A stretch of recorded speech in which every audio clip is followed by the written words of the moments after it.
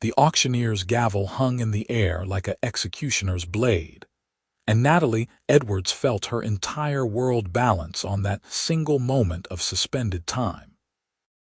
The September sun beat down mercilessly on the crowd, gathered outside the two-story farmhouse that had sheltered 3 generations of Edwards women, and Natalie stood at the edge of the assembly, with her hands clenched so tightly her knuckles had gone white. Seattle, Washington had been experiencing an unusual heat wave in 1885, and the drought that accompanied it had destroyed most of the crops in the valley.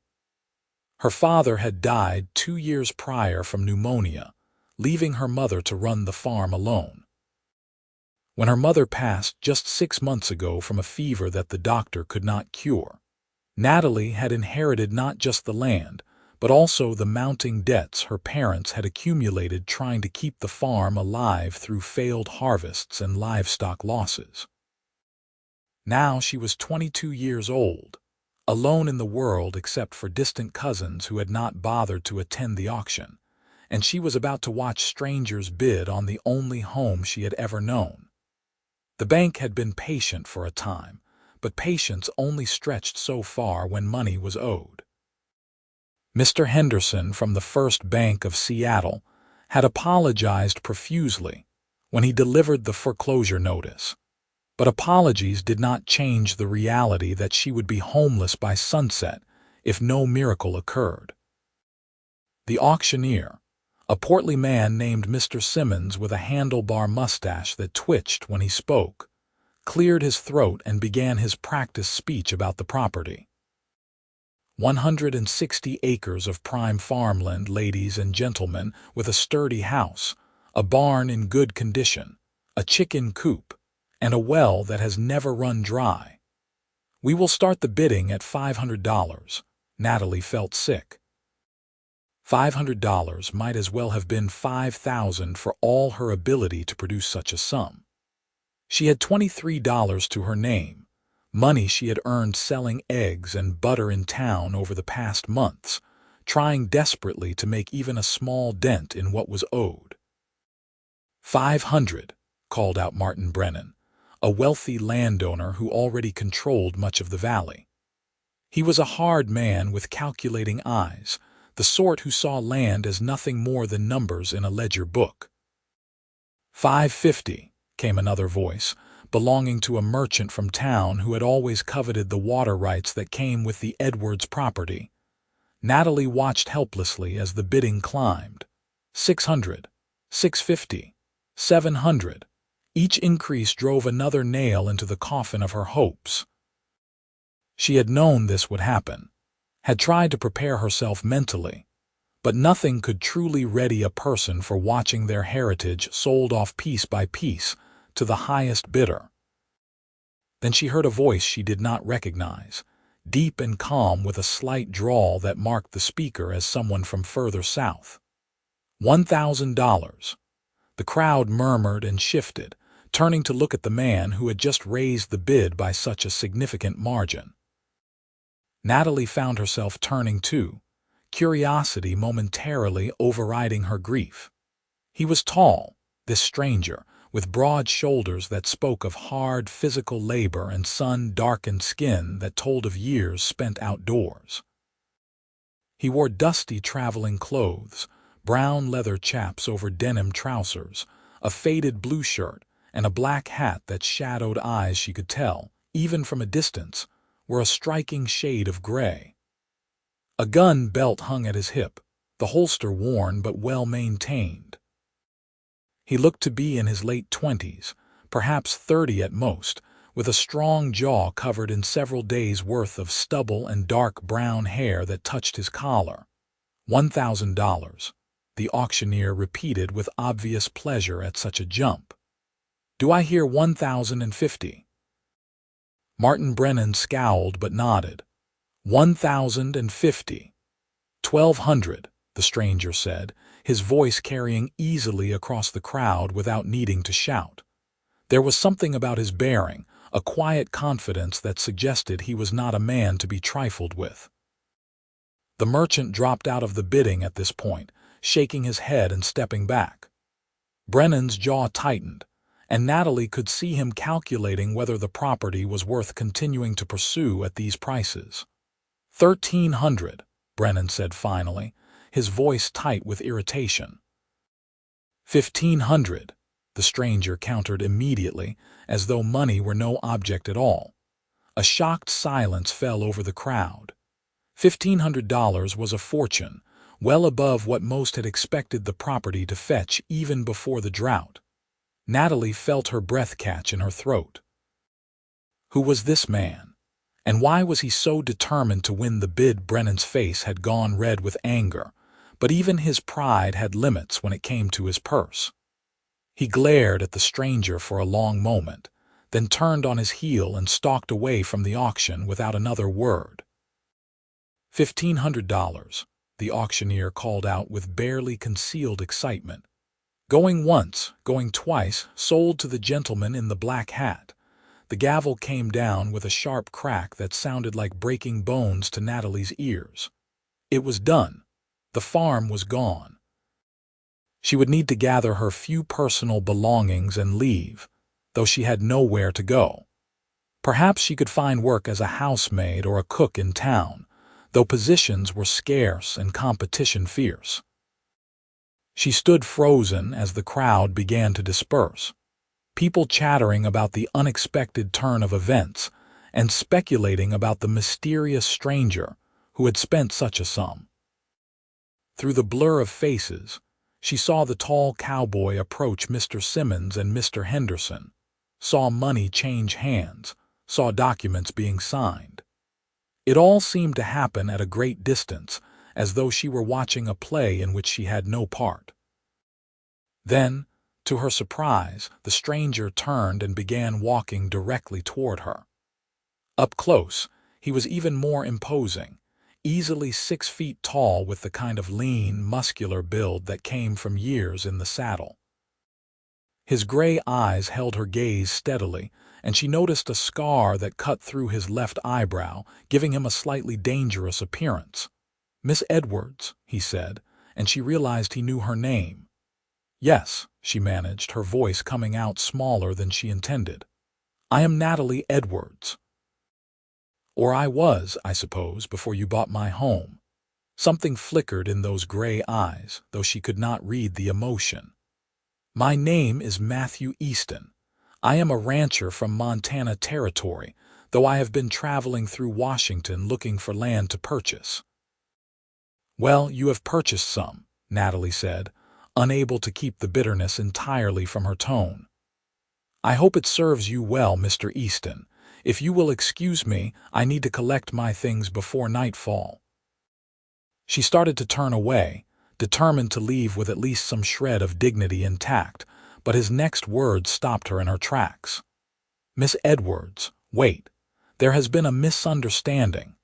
She turned back slowly, confused by his words and the almost gentle tone in which he spoke them. A misunderstanding. He reached into his jacket and pulled out the deed, the ink still wet where Mr. Simmons and Mr. Henderson had signed it just moments before. She stared at it, that single piece of paper that represented everything her family had built, now belonging to a stranger. "This is yours," Matthew Easton said, and he held the deed out to her. For a moment, Natalie was certain she had misheard him. The world seemed to tilt sideways, and she put out a hand to steady herself against the fence post beside her. "I do not understand. The deed. It is yours." "I am giving the farm back to you." "That is impossible," she whispered. "You just paid $1,500 for it. Why would you give it away?" Matthew shifted his weight, looking almost uncomfortable for the first time since she had seen him. "I heard about your situation in town this morning. I was having breakfast at the hotel when some folks mentioned the Edwards farm was being auctioned off today, that the daughter was going to lose her family's land through no fault of her own. It did not sit right with me, the thought of you being turned out with nowhere to go. I had the money, so I figured I could do something about it." Natalie felt tears burning in her eyes, and she blinked them back furiously. She did not cry, had not cried even when her mother died, because crying solved nothing and she had to be strong.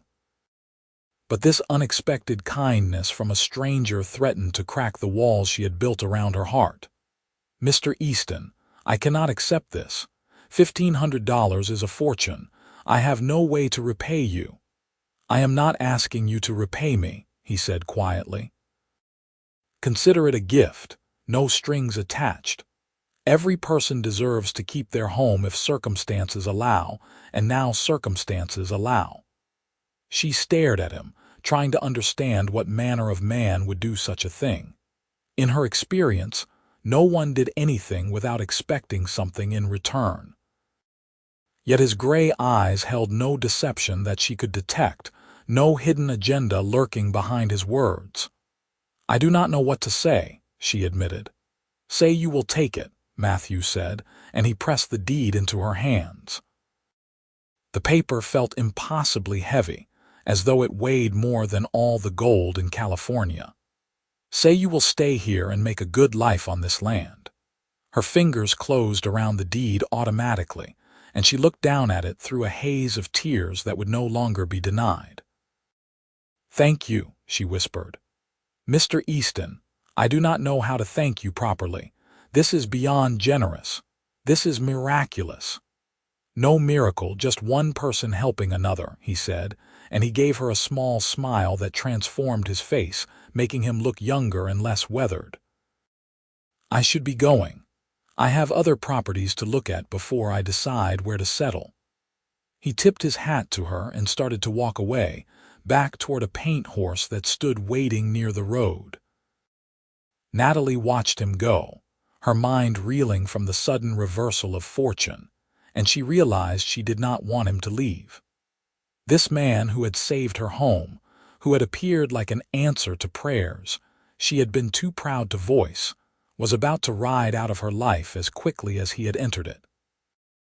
"Mr. Easton," she called out, and he paused, turning back to face her. "Where will you go now?" he shrugged.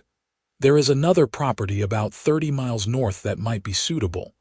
After that, I plan to head back toward Montana if nothing here works out." An idea was forming in her mind, wild and impulsive, but feeling absolutely right in a way few things in her life ever had. "Mr. Easton, you said you were looking for land in Washington. Well, I have 160 acres, a house, a barn, and more work than one person can handle alone. The drought has been hard, but the land is good, and when the rains return, it will prosper again. If you are truly looking for a place to settle, perhaps you might consider staying here. I could use a partner to help work the farm, someone with ranching experience. We could split the profits once things are running properly again." Matthew studied her for a long moment, and she felt her cheeks flush under his scrutiny. It was forward of her to suggest such an arrangement, she knew, but desperation and gratitude had made her bold. Besides, the man had just given her back her home. The least she could do was offer him a place to stay and honest work. "You would trust a stranger to work your land?" he asked finally. "You just gave me $1,500 and expected nothing in return," Natalie pointed out. "I think that speaks to your character more clearly than 1,000 letters of reference could." He laughed at that, a warm sound that seemed to surprise him as much as it surprised her. "I suppose that is true enough. Miss Edwards, are you certain about this?" "I do not want you to feel obligated because of what I did." "I am not offering out of obligation," she said firmly. "I am offering because it makes practical sense. You need land and I need help. We could benefit each other." Matthew walked back toward her, his boots kicking up small clouds of dust with each step.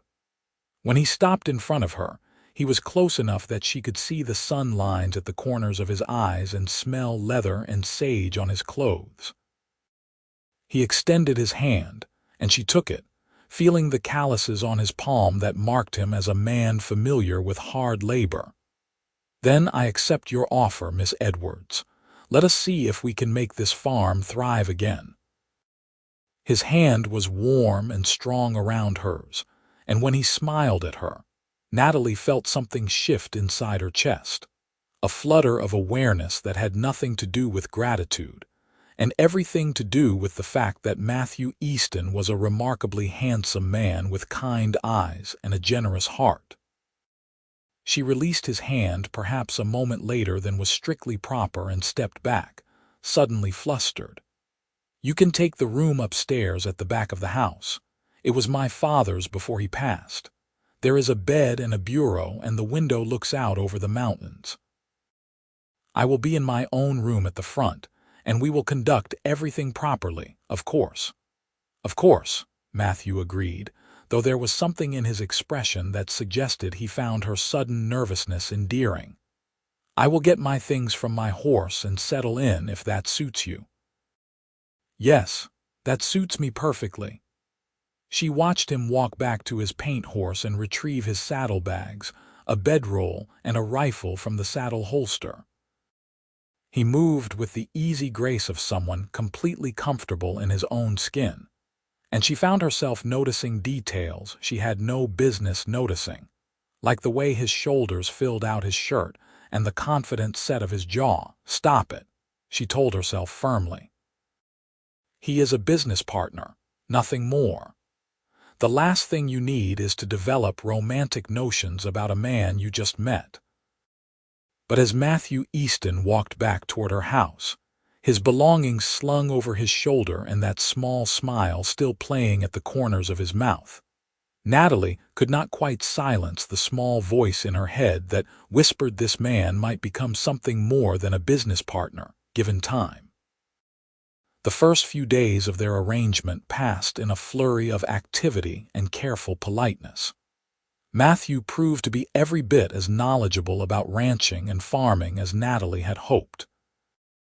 He assessed the property with an experienced eye, walking every acre and making notes about what needed repair, what crops might still be salvaged, and what livestock they could afford to purchase once money started coming in.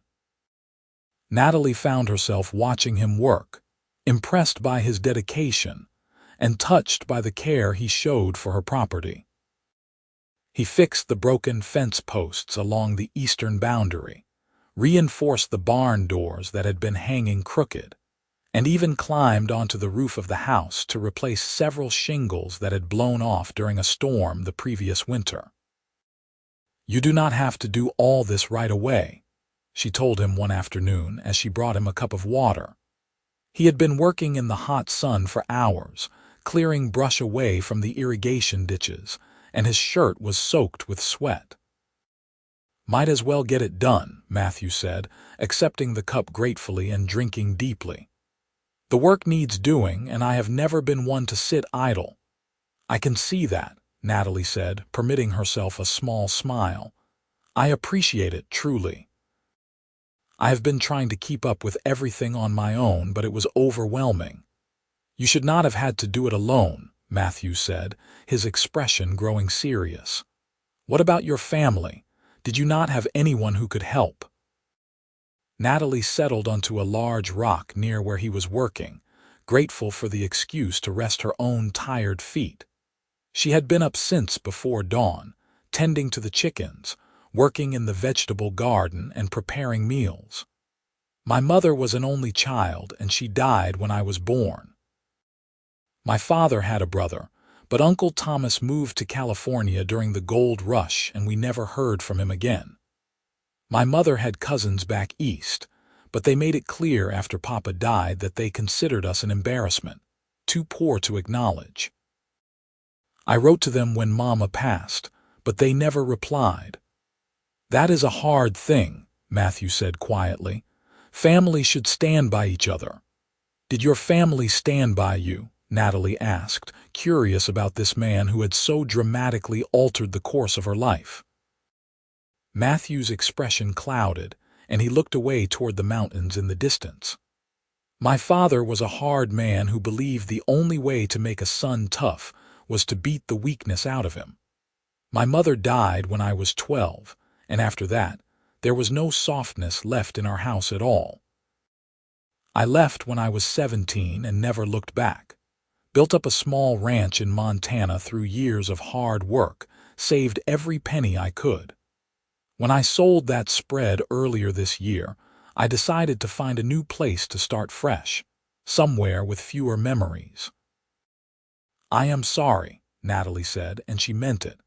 She could hear the old pain in his voice, carefully controlled but still present. "That must have been difficult." "It made me who I am," Matthew said with a shrug. "I learned to rely on myself and not to expect anything from anyone else. But I also learned what kind of man I did not want to be. My father was mean and bitter, and he died alone because no one could stand to be around him. I decided a long time ago that I would rather be the kind of person who helped others when I could, who treated people with decency and respect. Maybe that is why I bought your farm when you get down to it. I saw a chance to be the person I always wished someone had been for me when I was young and struggling."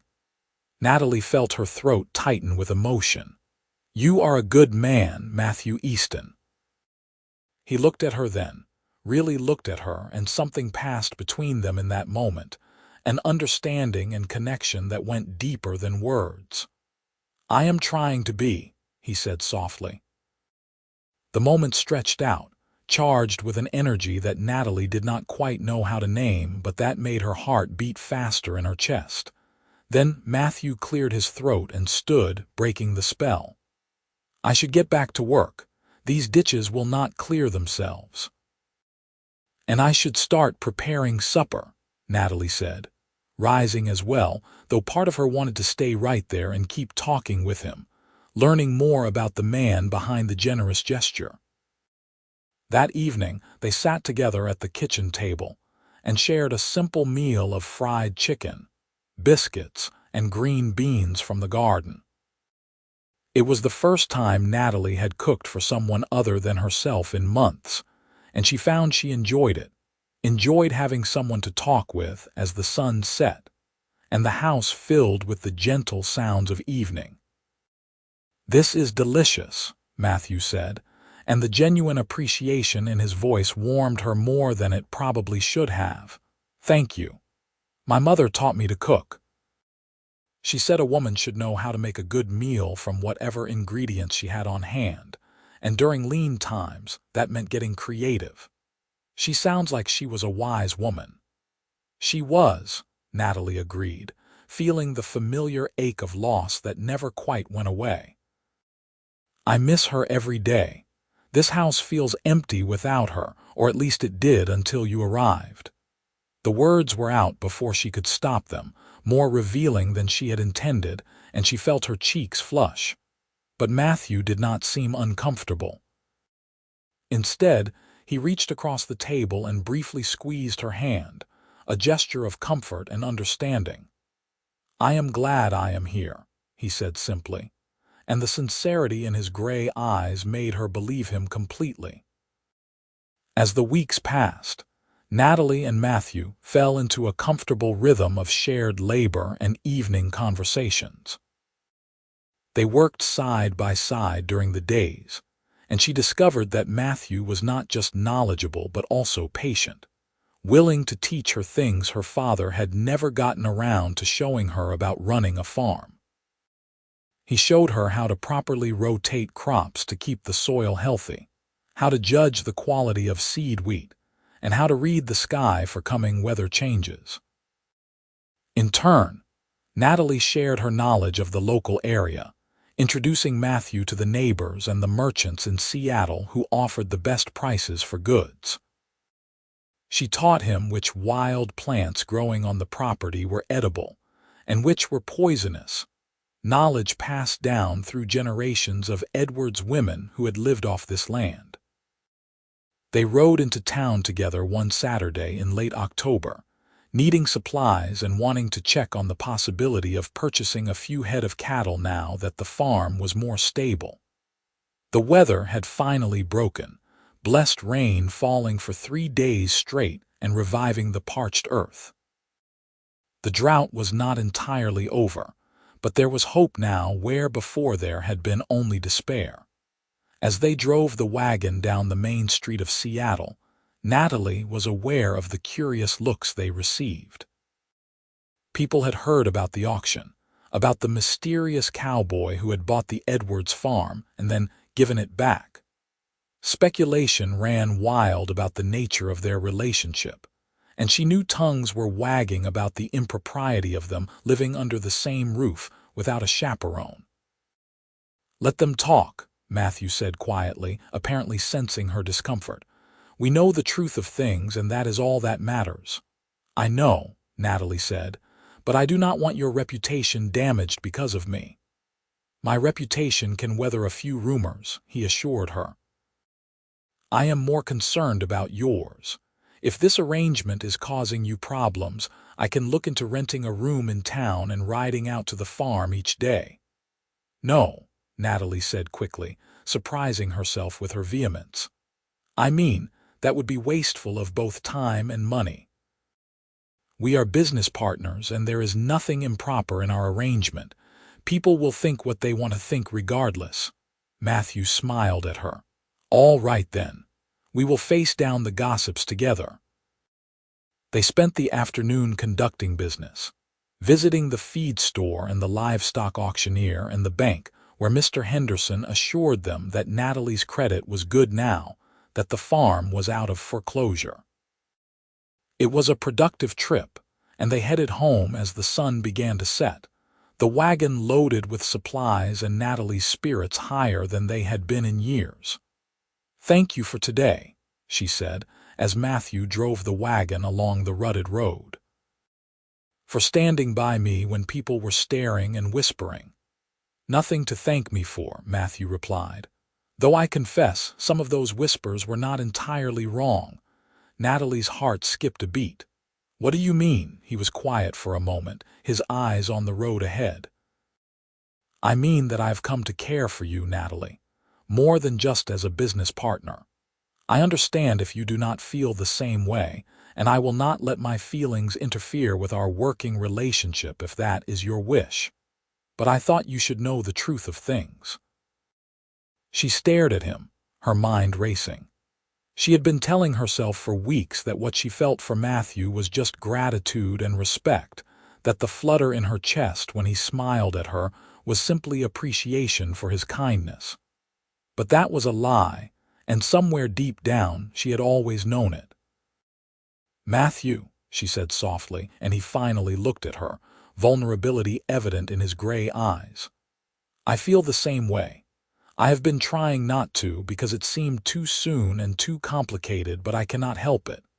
When you are near, I feel safer and happier than I have since my parents died. When you are away, even just in the barn or the far field, I find myself watching for your return. I think I started falling in love with you the moment you handed me that deed and asked nothing in return." His expression transformed, hope and joy replacing the uncertainty. He pulled the wagon to a stop right there in the middle of the road and turned to face her fully. "Do you mean that?" "I do," Natalie said, and she reached out to touch his face, her fingers brushing over the scar through his eyebrow. "I know it has only been a few weeks, but sometimes you just know when something is right. And this, you and me, feels right." Matthew caught her hand and pressed a kiss to her palm, the gesture so tender it made her breath catch. "I never expected this when I rode into Seattle. I thought I would buy some land, build a house, live a quiet life alone. But then I heard about you, about your situation, and something made me go to that auction. Now I think maybe it was fate, bringing me to exactly where I needed to be." "I believe in fate," Natalie whispered. "I believe you were meant to save my farm, and that I was meant to ask you to stay." "Then believe this too," Matthew said, his voice low and intense. "I am going to spend the rest of my life making sure you never regret asking me to stay. I am going to work this land until it thrives again, and I am going to stand by your side through every challenge that comes our way. I want to build a life with you, Natalie Edwards, if you will have me." In answer, she leaned forward and kissed him, her first kiss and all the sweeter for the waiting. His lips were warm and gentle, and when his arms came around her, she felt as though she had finally come home after a long journey through difficult country. When they finally pulled apart, both of them were smiling. "I will take that as a yes," Matthew said, his eyes crinkling at the corners. "That is definitely a yes," Natalie confirmed, and she laughed, the sound bright and joyful in the gathering dusk. They drove the rest of the way home with Natalie sitting close beside Matthew on the wagon seat, his arm around her shoulders and her head resting against him. The future that had seemed so bleak and uncertain just a few weeks ago now stretched out before her, full of promise and possibility. Matthew proposed formally a week later, getting down on one knee in the parlor after supper and offering her a simple gold band that had belonged to his mother, the one precious thing he had kept from his old life. Natalie accepted with tears of joy streaming down her face, and they agreed to marry as soon as arrangements could be made. The wedding took place in early November at the small church in Seattle, attended by the neighbors who had watched Natalie grow up and were genuinely happy to see her finding happiness after so much loss. She wore her mother's wedding dress, altered to fit her smaller frame, and carried wildflowers that Matthew had picked for her that morning. When he saw her walking down the aisle, the look of absolute love and devotion on his face made her feel like the most beautiful woman in the world. "I take you, Natalie Edwards, to be my lawfully wedded wife," Matthew said when it was time for the vows, his voice strong and sure. "I promise to love you in good times and in bad, in sickness and in health, for richer or poorer, all the days of my life. You saved me just as surely as I saved your farm, and I will spend forever showing you how grateful I am that fate brought us together." Natalie's own vows were just as heartfelt. "I take you, Matthew Easton, to be my lawfully wedded husband. I promise to stand by your side, to work with you to build the life we both dreamed of, and to love you with everything I have. You gave me back my home, but more importantly, you gave me hope and joy and a future to look forward to. I will treasure that gift and you all my days." When the pastor pronounced them man and wife and told Matthew he could kiss his bride, he did so with such tenderness that several of the women in attendance sighed audibly. Natalie felt as though her heart might burst from sheer happiness. The years that followed were not without challenges. Farming was hard work, and there were seasons when the rain did not come enough and others when it came too much. But together, Natalie and Matthew faced every obstacle, their partnership built on a foundation of mutual respect, shared labor, and deep, abiding love. They gradually expanded the farm, purchasing cattle and horses and hiring seasonal workers when the harvests were good. Matthew proved to have a gift for breeding quality livestock, and the Easton Ranch, as it came to be known, developed a reputation throughout Washington Territory for producing strong, healthy animals. Natalie threw herself into improving the house and gardens, planting apple trees that would provide fruit for years to come, and establishing a vegetable garden that supplied not only their table, but also surplus to sell in town. She started keeping bees, something she had always wanted to try, and the honey became another source of income and pride. But the greatest joy came 3 years into their marriage when Natalie discovered she was expecting their first child. Matthew was beside himself with excitement, treating her as though she were made of spun glass and might break at any moment. She had to keep reminding him that pregnancy was not an illness, and she was perfectly capable of continuing her normal activities, at least for a while. Their son was born on a warm evening in June of 1888, arriving after a labor that was blessedly shorter than Natalie had feared. Matthew held the baby with shaking hands, tears streaming down his face as he looked at his son for the first time. "We should name him after your father," he said, but Natalie shook her head. "No, I want to name him after you. Matthew Easton, Jr., our little Matt." Her husband looked at her with such love and gratitude that it took her breath away. "I never thought I would have this," he said quietly. "A wife who loves me, a son to carry on after I am gone, a home that feels safe and warm. I spent so many years alone, convinced I did not deserve these things. Thank you for showing me I was wrong." "We deserve each other," Natalie said, reaching up to wipe away his tears. "And we are going to give this baby and any others who might follow the childhood neither of us had. He will grow up knowing he is loved and wanted, and he will never doubt that his parents would do anything for him." "Anything," Matthew agreed fervently.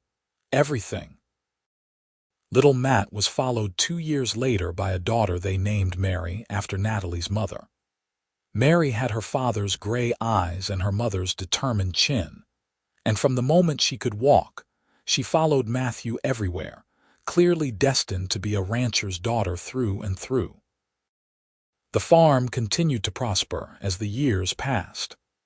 The drought was a distant memory now, and the land bloomed with abundant crops and healthy grazing pastures.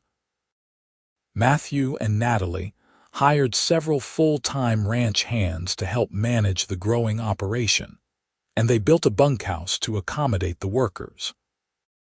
On their 10th wedding anniversary, Matthew surprised Natalie by taking her back to the spot where he had first kissed her, that stretch of road where he had stopped the wagon and confessed his feelings. "You remember this place?" he asked as they stood there in the moonlight. "Of course I remember," Natalie said, slipping her hand into his. "This is where everything changed, where we stopped being just partners and became something more." "I wanted to bring you back here to tell you something," Matthew said, turning to face her. "When I bought your farm that day at the auction, I thought I was just helping someone in need. I never imagined I was actually buying my way into the life I had always dreamed of. These past 10 years have been the happiest of my life, Natalie. You and the children are everything to me. I want you to know that, to never doubt it." "I have never doubted it," she assured him. "Not for a single moment. You show me every day how much you love us through your actions and your words and the way you look at me like I am the most precious thing in the world." "You are the most precious thing in the world," Matthew said simply. "You and Matt and Mary, I would do anything for you." "I know you would," Natalie said. "Just as I would do anything for you. We are a team, Matthew, now and always." He kissed her then, and it was just as sweet and full of promise as that first kiss had been a decade earlier. Some things, Natalie reflected, only got better with time. Their family grew to include another son, whom they named Robert, and then twin girls that surprised everyone when they arrived 5 years after Robert. The house that had once seemed too empty now rang with the sounds of children playing and laughing, and Natalie could not walk through any room without finding evidence of young lives being lived to the fullest. Matthew proved to be the father Natalie had known he would be, patient and loving but firm when necessary. He taught their sons to ride and rope and work the land with respect for the animals and the earth. He taught their daughters that they could do anything their brothers could do, and then some, and that being female was no barrier to being strong and capable. On quiet evenings when the children were asleep, Matthew and Natalie would sit together on the porch swing he had built, watching the sun set over the mountains and talking about their day. These were the moments Natalie treasured most, the simple intimacy of shared silence with the man she loved. "Do you ever regret it?" she asked him one evening, 20 years into their marriage. "Giving up your plans to return to Montana, spending all that money on the farm?" Matthew looked at her as though she had asked the most absurd question imaginable. "Regret the best decision I ever made?" "Not for a second. That $1,500 bought me everything worth having, Natalie. It bought me you and our children and this life we have built. I would pay 10 times that amount and consider it a bargain." "I am glad," she said softly, "because I cannot imagine my life without you." "You saved more than just my farm that day, Matthew. You saved me." "We saved each other," he corrected gently. "You gave me a reason to stay, a purpose beyond just existing. You made me believe I could be the kind of man worth loving. That is a gift beyond price." As the years continued to pass, Matthew and Natalie grew old together, their hair turning gray and their faces acquiring lines that told the story of a life well lived. The children grew up and started families of their own, though Matt took over running the ranch and built a house on the property for his wife and children, keeping the family legacy alive. On their 50th wedding anniversary, the whole family gathered for a celebration at the farm. There were grandchildren running everywhere, and even a few great-grandchildren toddling around under the watchful eyes of their parents. The house and barn and land that Natalie had almost lost were now home to 4 generations of Eastons, and the thought filled her with profound satisfaction. "Look at what we built," Matthew said, standing beside her on the porch and surveying the happy chaos of their descendants. "All of this came from one impulsive decision to go to an auction and bid on a farm." "It came from your generous heart," Natalie corrected. "Most men would not have done what you did." "Most men did not have the privilege of meeting you," Matthew replied. "I consider myself the luckiest man who ever lived." "I love you," Natalie said, the words as heartfelt now as they had been the first time she spoke them over 50 years ago. "I will love you until the day I die and beyond, if such things are possible." "They are possible," Matthew said with absolute certainty. "Because my love for you has no limits, not of time or space or circumstance. You are my heart, Natalie Easton, now and forever." They stood together watching their family, 2 people who had found each other against all odds and built something beautiful from the ashes of loss and despair. The farm that had nearly been sold off to strangers was now a thriving legacy, proof that sometimes the greatest fortunes came not from gold or land, but from the courage to help a stranger and the wisdom to recognize love when it appeared. As the sun set on their anniversary celebration, painting the sky in shades of orange and pink and purple, Matthew took Natalie's hand and led her in a slow dance right there on the porch, humming the tune they had danced to at their wedding so many years ago. Their children and grandchildren stopped to watch, smiling at the sight of the elderly couple still so obviously in love after 5 decades together.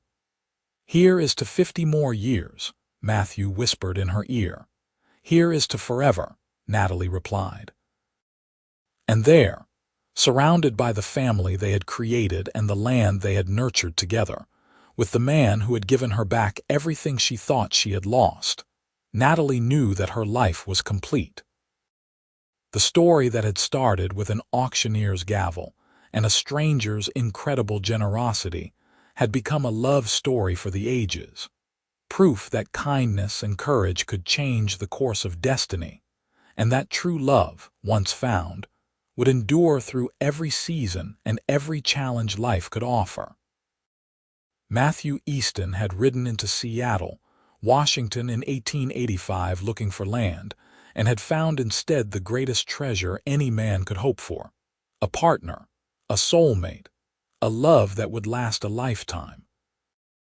And Natalie Edwards, who had stood heartbroken at an auction watching her world crumble, had discovered that sometimes salvation came from the most unexpected sources, and that the greatest adventures began not with elaborate plans, but with simple acts of compassion.